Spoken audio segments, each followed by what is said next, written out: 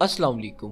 Brain haemorrhage एक ऐसी condition है जिसमें ब्रेन के अंदर मौजूद कोई ब्लड वेसल फट जाती है, जिसकी वजह से ब्रेन में ब्लीडिंग होने लगती है। ब्लीडिंग या तो ब्रेन टिश्यूज में होती है या फिर ब्रेन को प्रोटेक्ट करने वाली कवरिंग में।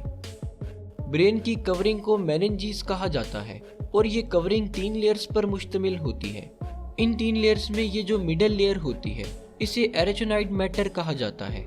ये लेयर हाईली वेस्कुलर होती है, यानी इस लेयर में बहुत ज़्यादा मिकदार में ब्लड वेसल्स ट्रैवल कर रही होती हैं, जिसकी वजह से बाज़ औक़ात इस लेयर में मौजूद ब्लड वेसल्स फट जाती हैं, जिसकी वजह से ब्लड लीक होकर इस लेयर में इकट्ठा होना शुरू हो जाता है। ब्लीडिंग ब्रेन टिश्यूज़ में हो या एरेचोनाइड मैटर में, दोनों किस्म की ही ब्लीडिंग्स ब्रेन को नुकसान पहुँचाती हैं। अगर ब्लीडिंग ब्रेन टिश्यूज़ में हो जाए तो इस केस में ब्रेन के सेल्स ऑक्सीजन न मिलने की वजह से मरना शुरू हो जाते हैं। और अगर ब्लीडिंग ब्रेन की कवरिंग में हो तो इस केस में ब्रेन की कवरिंग ब्लड भर जाने की वजह से स्वेल होने लगती है, जिसकी वजह से अंदर मौजूद ब्रेन के सेल्स पर दबाव पड़ता है और इस दबाव की वजह से इस रीजन के ब्रेन सेल्स मरने लगती हैं।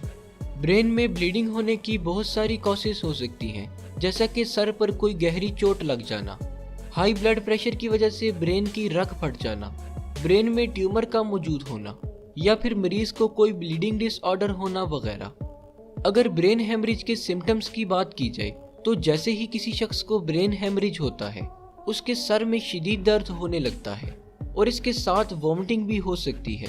इसके अलावा मरीज देखने और बोलने में मुश्किल महसूस करने लगता है और साथ साथ जिस्म की कोऑर्डिनेशन भी ख़त्म होने लगती है। अगर ये सारी सिम्टम्स किसी शख्स में शो हो रही हों तो इसे फ़ौरन डॉक्टर के पास ले जाना चाहिए, क्योंकि अगर ब्रेन हेमरेज की ट्रीटमेंट में ज़रा सी भी देर हो जाए तो पेशेंट की डेथ भी हो सकती है। ब्रेन हेमरेज को ट्रीट करने के लिए सबसे पहले ये जानना ज़रूरी होता है कि ब्लीडिंग ब्रेन के कौन से हिस्से में हुई है और इससे ब्रेन का कितना हिस्सा डैमेज हुआ है। ये सब चेक करने के लिए डॉक्टर सीटी स्कैन या MRI करते हैं और जब डॉक्टर्स देख लेते हैं कि ब्लीडिंग किस हिस्से में है और कितनी है तो इसके बाद ट्रीटमेंट शुरू कर दी जाती है।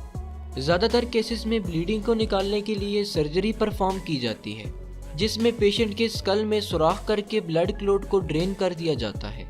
ट्रीटमेंट के बाद अगर मरीज में कोई फिजिकल एबनॉर्मेलिटीज रह जाएं, जैसा कि चलने फिरने और बोलने में मुश्किल हो, तो इसे दूर करने के लिए फिजिकल और स्पीच थेरापी की जाती है, जिससे जल्द ही मरीज सेहतयाब होकर अपनी रोज़मर्रा की एक्टिविटीज़ ठीक से परफॉर्म करने लगता है। शुक्रिया। अल्लाह हाफिज़।